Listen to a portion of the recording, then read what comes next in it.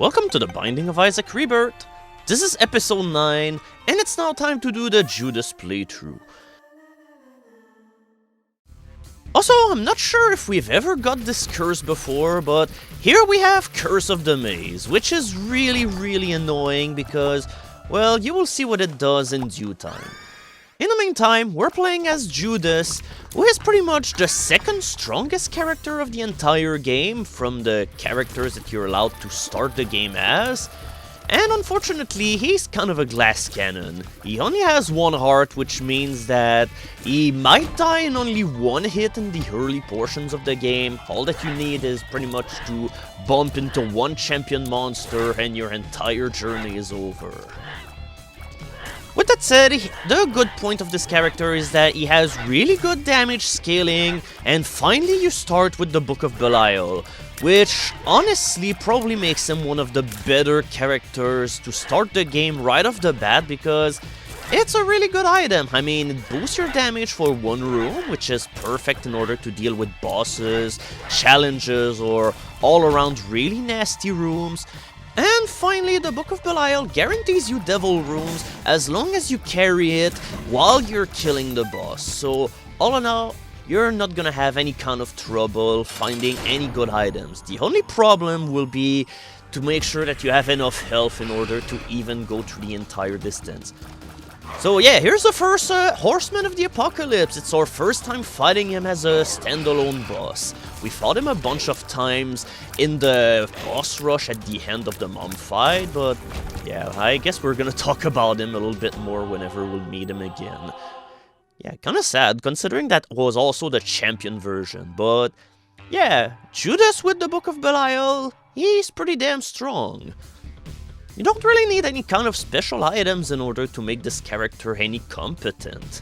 So all in all, he's an all-star. The only problem is that you may die before he can get any stronger than that. If there's a problem with this character, is that... No, we're not doing this again. God damn it.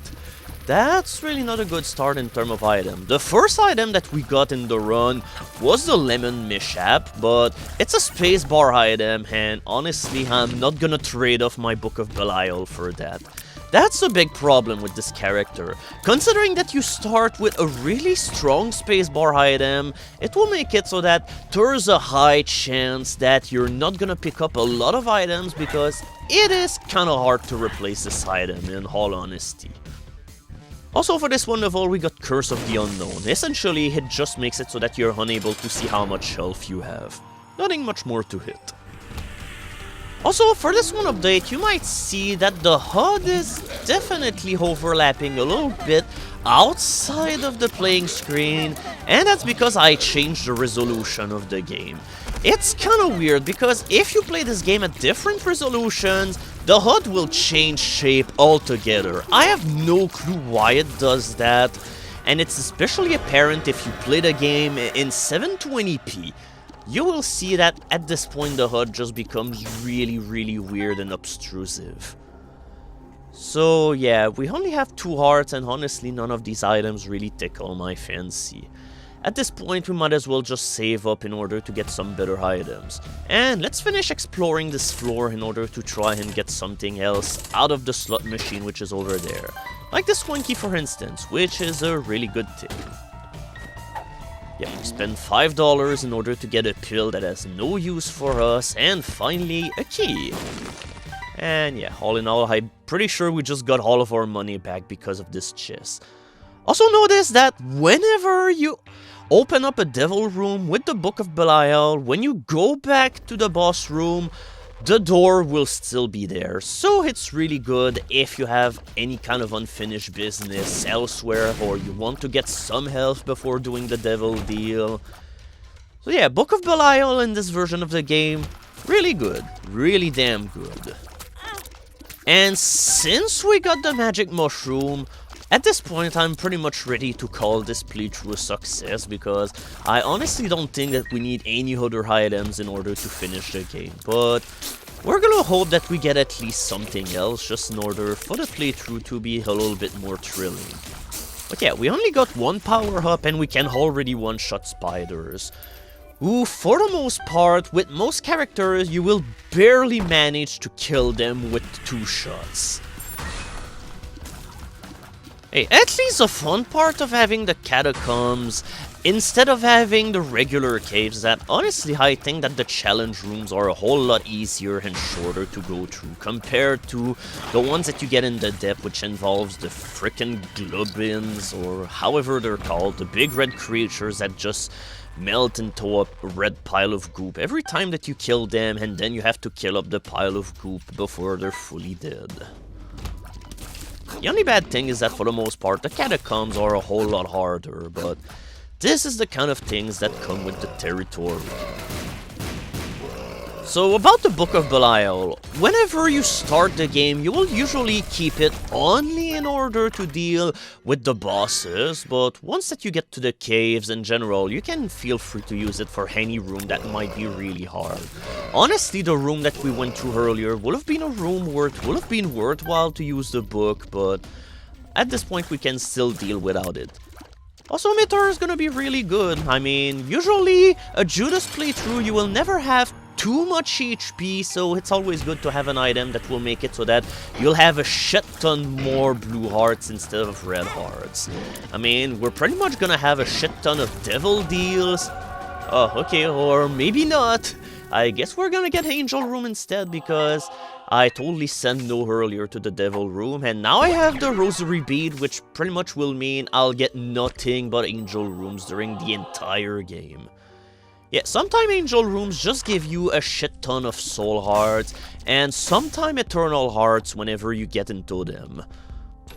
I mean, I guess it's convenient enough, but for the most part, I'd still rather get items instead of hearts whenever I go into any of these rooms. And for the most part, when it comes to Angel Rooms, it seems like you get more hearts than items whenever you get into them.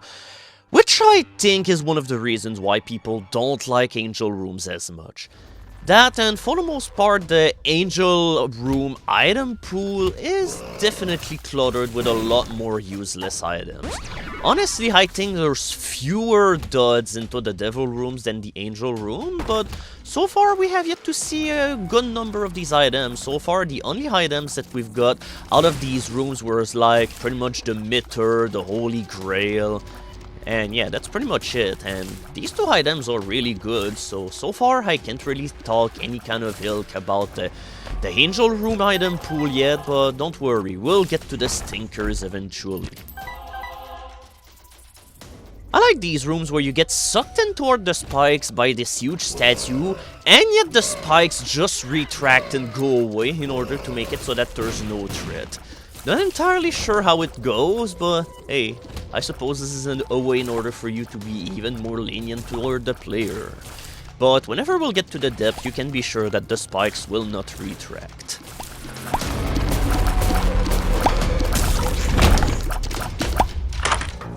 Oh yeah, that's right, we've got Curse of the Blind. And kinda bad, because I got a good item out of the deal. I mean, Crystal Ball is always good, but I'm still gonna say yes to having Devil Room deals as well as having extra damage, but at this point we shall at least activate the Crystal Ball once in order to get our secret room. Which, okay, I guess we traded in some of our range in order to get more luck. Oh, and here's those guys again. Somebody in the thread pointed out something really fitting about these guys. Most of the enemies in this game are all about outmaneuvering the enemies in order to make it so that you can deal with them in an efficient way. But you can't really do that with these items, because here you cannot dictate the flow of the battle with these enemies. You always gotta wait until they decide to become vulnerable, and then you can just go and finally go in for the kill. Not before and not after or not anything. All in all, these guys are just waiting for the game to do something in order for the fight to carry on.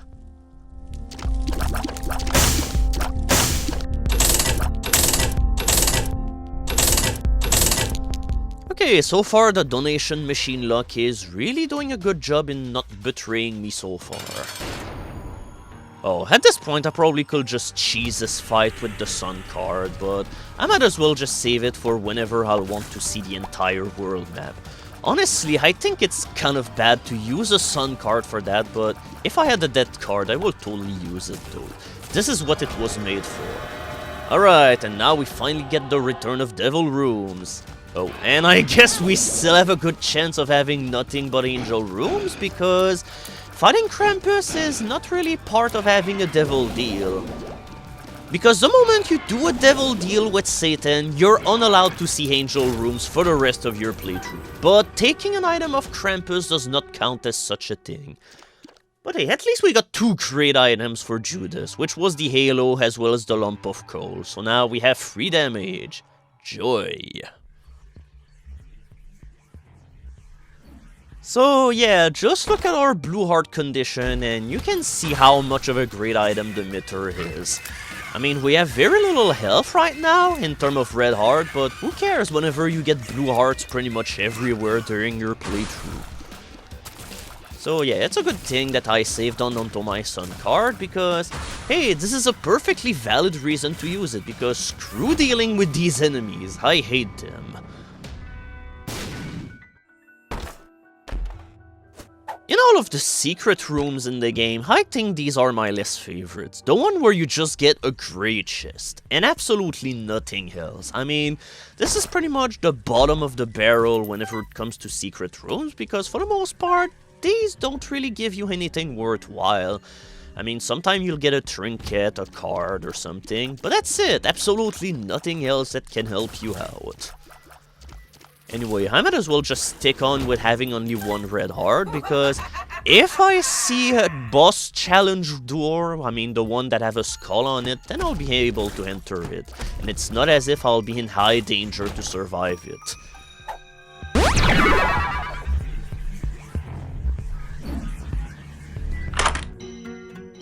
Okay, just in the likelihood that this playthrough could not be any more insulting in terms of difficulty. I mean, I already have pretty good firepower, and now every attack that I take will only deal half a heart of damage. At this point, it's impossible to lose. Considering that I have yet another hematemesis pill, I probably should just restore my health back, because hey, if I need to get rid of my health, I'll just chew down the pill and bleed all of my blood all over the floor. I'm not entirely sure that was how you were supposed to say that, but how else am I supposed to say so?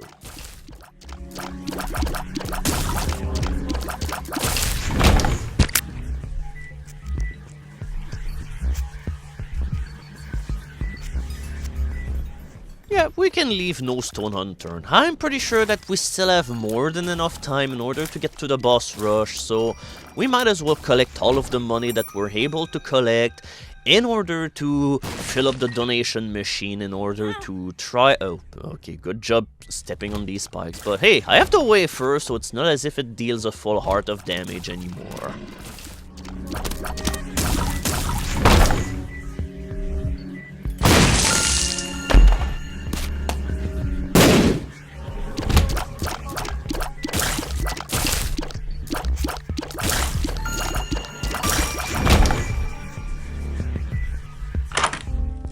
I wish that we were able to afford the PhD, but at this point, filling up the donation machine is a bigger concern than buying items in order to allow us to win this playthrough that we have absolutely no chance of losing. And hey, what do you know, it's the final boss into this section of the game that we have yet to encounter, the gate.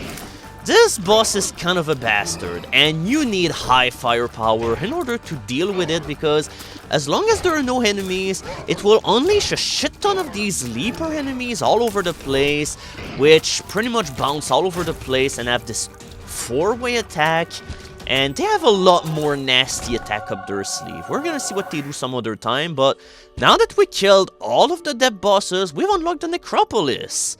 And yeah, here's to another angel room that we have no use for, because I already have all of the blue hearts.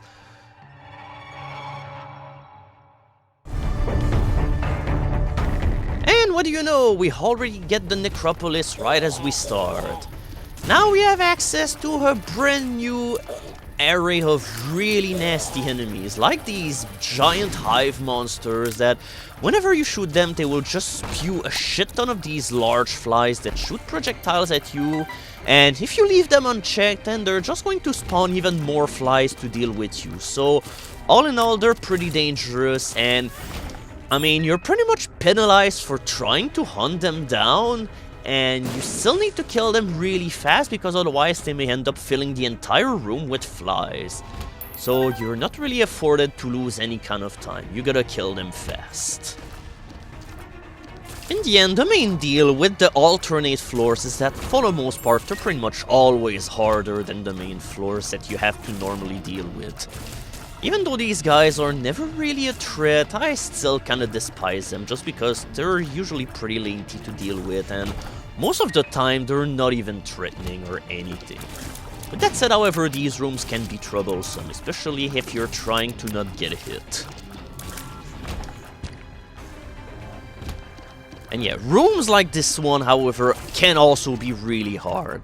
This is where you pretty much have to max out your dodging abilities in order to make it so that you're able to dodge all of these really narrow attacks while having no room to maneuver whatsoever.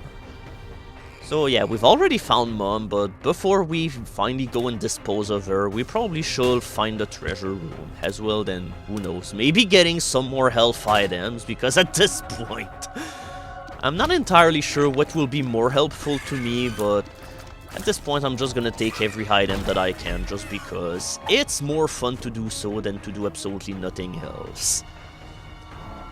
And yeah, apparently this game has a shit ton of pills that allow us to bleed all over the place. Also, this room is really nasty because of all of the red fires that will shoot projectiles at you. Once again, you have no room to dodge, so honestly, I think the bigger threat in these rooms is the fire themselves. With that said, however, they can sometimes kill enemies, so it's up to you to decide on whether you take care of them or not, but every single time that you leave them standing, you take damage, so you have to be careful. Yeah, we're gonna bomb a couple of those just in order to see if we get anything. At this point, I think just getting anything will be more of an improvement over what I have. I'm not entirely sure I need the 48-hour pill. I mean, I guess I could use it whenever I'm fighting Mom, and then after I kill Mom, I just restore my Book of Belial in order to have a damage boost for the boss, but even then, it's not really necessary in order to prevail.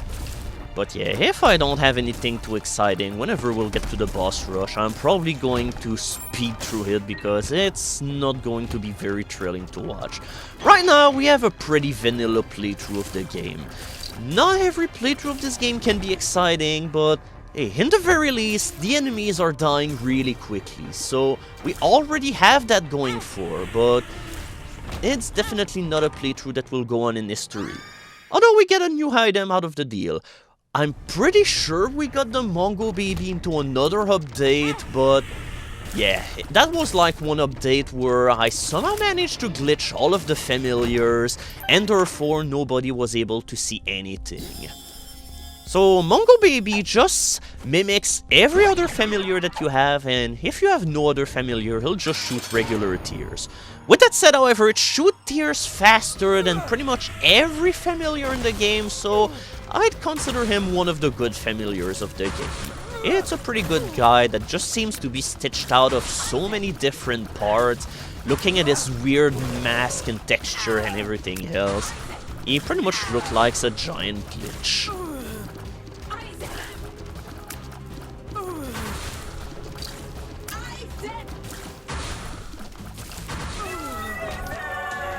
And here's to another item that's not really going to help this playthrough go into the annals of history. Oh, and now we have Eternal Hearts. Yeah, thanks, I really need those. So yeah, decision. There's two new items that we have here, the Book of Secrets and the Book of Revelations. But once again, I'm not gonna get rid of Belial's book in order to get that, and screw getting the Cursed Eye, so I'm getting the Speedball instead. Not the best item that I could have, but it's still better than nothing. Also, just as a heads up, I tried using my Book of Belial several times in order to try to boost my damage several times, but no, it doesn't work. You can only boost your damage once per room. So, this boss rush in overall has not been very eventful, so I took the liberty to skip to the first fight that offered me trouble into the playthrough, which is the Mask of Infamy. This boss I really hated. And now that we've unlocked the Necropolis, we can finally start seeing him appear as a regular boss, so things are going to get really nasty. But yeah, I just never get the hang of shooting him in the back in order to make the damage occur to him, and considering how fast he is, in order for the fight to really be efficient and easy against this boss, you need items that will boost up your tear firing speed, and I mean the shot of your tears themselves. And then you also have Death, which is always kind of a challenge to deal with, considering that every attack he does deals 1 full heart of damage, but hey, we have the wafer, so at least we've got that going for, so hey, you only get half a heart in, buddy. But yeah, Death is really annoying whenever it finally gets off its mount, because it just starts spitting out all of these knights at you that just roam the entire battlefield aimlessly. In this boss rush proper, they're not really a big threat because they're just gonna wander everywhere without any kind of sense of direction, but when you fight to death in this arena... Oh yeah, that's right, I forgot I'm not flying in this playthrough. Also, I always found it kind of weird that this is the final encounter that you have, because honestly, the Fallen and the Headless Horseman together, they're not really a big threat. If anything, their attacks usually just end up arming each other instead of complementing each other. And here's the reason why we did all of this boss rush. We got what I'd say is one of the best items of the game, even though it changes what character you play as. It's Judas Shadow, and it allows you to become the most powerful being of the entire game. More on that whenever we'll get the item.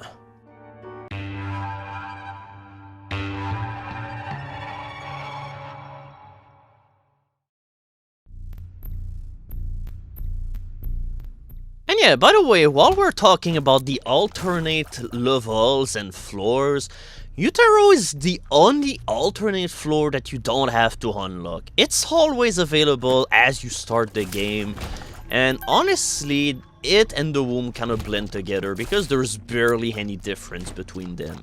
There's some difference in the enemies that you encounter, but for the most part, they're pretty much exactly the same.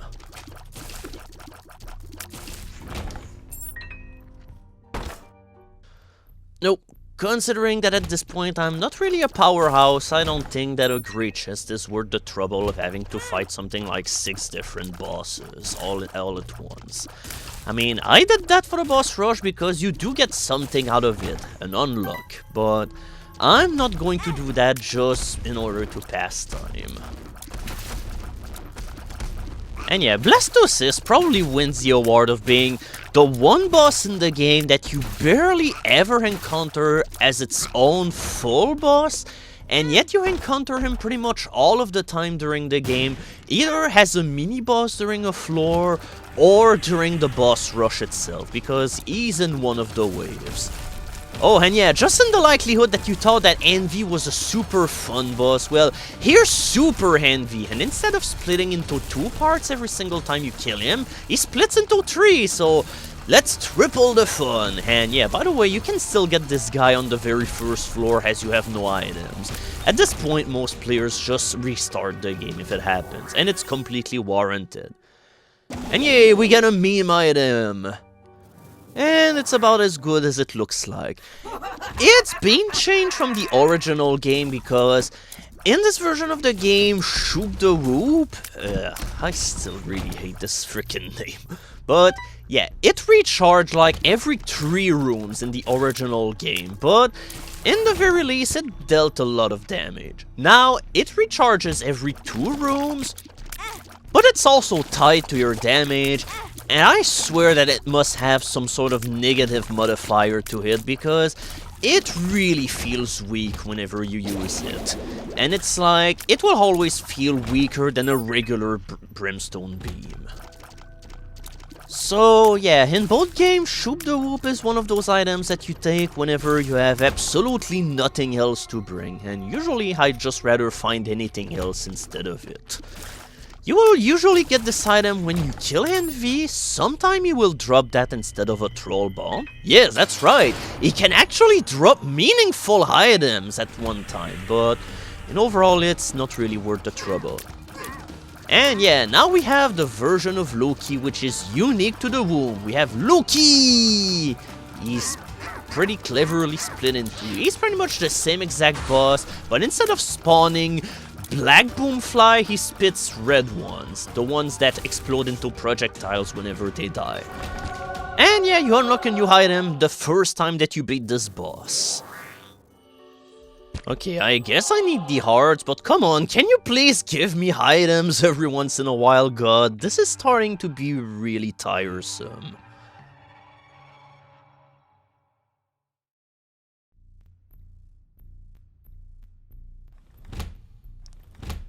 Oh yeah, now that's probably one of the worst rooms you can have in the room. Usually this is one of those rooms where you'll take out the bombs just in order to speed up the process, because otherwise, holy shit, this room takes a long time to wade through. There's a lot of enemies to deal with, and finally, pretty much every single one of these enemies splits into something else upon dying, so yeah, in overall, this is a reason in order to nuke everything out of existence. If you have an item that allows you to drop explosives all over the place, then this is your best bet in order to negate this entire challenge.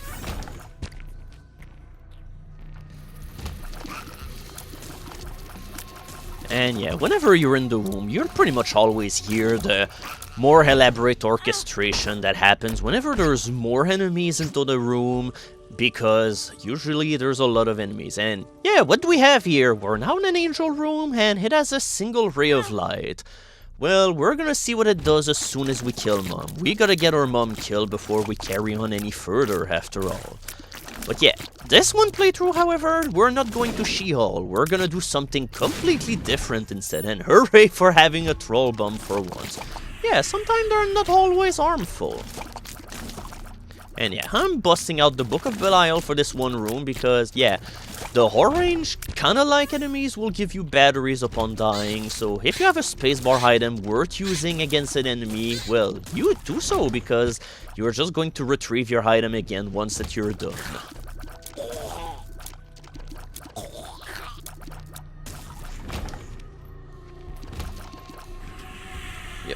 And here's for another room where you'll want to use the Book of Belial. There's a lot of things that we have to deal with here, and bombs won't really work that well, so in the end you're still gonna need to bring out the heavy tiers in order to wade through this room. Even though in the end it's not really a hard room or anything. I think the bigger threat here is the big pile of poop, just because it spawns a shitload of other enemies, and finally upon dying it splits into the medium pieces of poop that can be really aggressive, and finally the giant rolling thing that just splits into two smaller rolling things. Not really annoying, because usually if they just roll outside of the room they're absolutely no threat whatsoever. And the big brain on themselves are not really hard until you decide to split them open. That's when they just become the two smaller brains that they become a threat, because then they leave red poop all over the floor. So I'm not sure what's up with this poop, but yeah, the red poop just glows, so who knows what it's animated with, but yep, it's really evil poop. So all in all, we're gonna have a pretty classic fight with Mom's Art here. We just have a huge amount of damage at our disposal just because we got the lump of coal and finally we got the book and the magic mushroom. We really don't have a whole lot of items, but yet we're still pretty powerful, so all in all, Judas is a character that will always carry you through trouble. Also, I remember when at the beginning of the playthrough I was like, oh, Judas is a fragile character. Oh, okay, I stand corrected. So yeah, let's go somewhere else this time. Where could we go?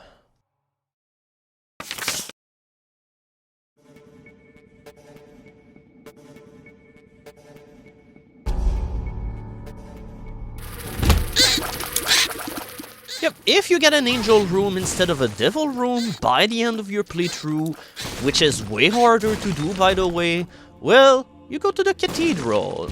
And this is the other end point of the game, the one where you can go if you've been a nice enough person. Oh, okay, Hemathesis. At this one part of the game, it's not really useful anymore. But yeah, the structure of this dungeon is pretty similar to She-Hall, but it has brand new obstacles as well in order to deal with you. And brand new enemies as well, but we're still gonna encounter our casual boss encounters like Monstro 2, which remains a favorite, just because of his high health and the fact that he's just going to brimstone his own flies into oblivion, but yeah, at this point he's not really scary anymore. Even though we don't really have much in the way of fighting abilities, we still trump his ass really fast. Oops. And spikes can also do that, I guess. And yeah, Black Death is also the champion of the deaths. The only differences with this guy is the enemies that he'll spawn, either whenever he's on his mount or whenever he finally goes off. Honestly, I find Champion Death more easy, because I'd rather deal with these faces instead of having to deal with the frickin' knights. I mean, these enemies are more threatening than the knights, but they're much easier to deal with. Oh, and yeah, make sure that you're strong enough, because yeah, in the cathedral you'll also get these annoying ghosts to fight. Yeah, they're only visible a small portion of the time, they have a lot of health, but thankfully they're not very smart. I mean, they pretty much just spit a huge goop of... I'm not sure what the hell it's supposed to be, but they just spit at wherever you last were, so if you move fast enough, then it's no big problem. Okay, I'm not the strongest of characters, but we're still gonna do this because, yeah, a gold chest and a red chest, I mean, we shouldn't really let that go. It could have had something good in it. I mean, it didn't have anything good, but it could have. Yep, Chub dislikes smoke. Never forget about that.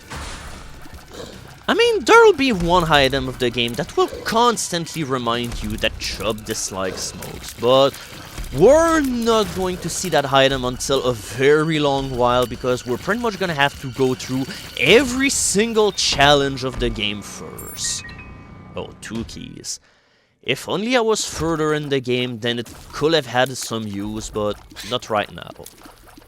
So yeah, one of the unique enemies to the cathedral are the white leeches. They're one of the most annoying enemies of the game because they have a white fly in order to shield them from shots, and finally they explode whenever they die. So all in all, there are 7 kinds of nasty. And yeah, Cathedral can also pit you against several grades at once. In the past, these were one of the rooms which was pretty much the hardest to deal with, because Grade was a really fearsome adversary in the Flash version of the game, but here he's much more manageable because his tears are way less faster than they were in the original. I mean, in the original Flash game, Grade had almost no tail whenever he will fire, and finally his projectiles were fast, so you had to react really quickly to his shot, but now you definitely have more time than you think. But yeah, now you can see how much of a nightmare white leeches can be. There's nothing like having some of your shots randomly bounce off, and then you finally have to deal with these exploding bottles. And yeah, the final boss of the game is you, apparently. So yeah, final boss of the cathedral is Isaac. And this is where we can definitely see that the game definitely is starting to take a more bullet hell approach in some of the way the bosses are made, but rest assured, Isaac also have a lot of random attack up its sleeve, especially like this light ray attack, which is like impossible to dodge because it's completely random, and you never really know whenever it'll spawn on you, and whenever he gets to half health, he'll use this sweeping light ray attack, which can be pretty hard to dodge. You have to look at the pattern and look for a safe spot that will be exempt from being struck by this. Most of the time the corner are the safest bet, but you must pay close attention because sometime the corners will be struck by the light beam, so it's never a guarantee, and every single time that he respawns to the room, he's just gonna shoot a lot of tears in all directions at once. For the most part, this attack is pretty easy to dodge, and that's your cue in order to strike. And that's it, Isaac is dead, and so is this playthrough.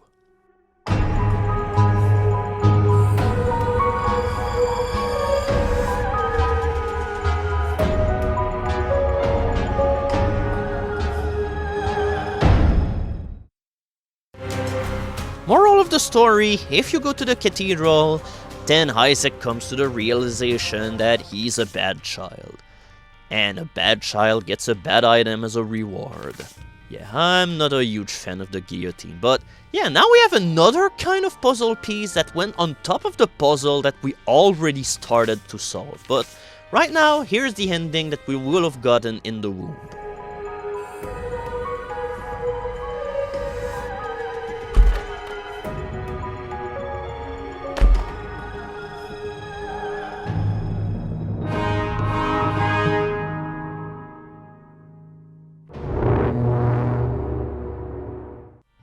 I'm honestly surprised to see Isaac smiling as he gets this item, such as, hey, this syringe is awesome, even though I'd say it's probably one of the worst items in the game. And speaking of worst item in the game, here's what I think is one of the worst challenges of the game. In the next video, we're tackling Challenge 8, Cat Got Your Tongue.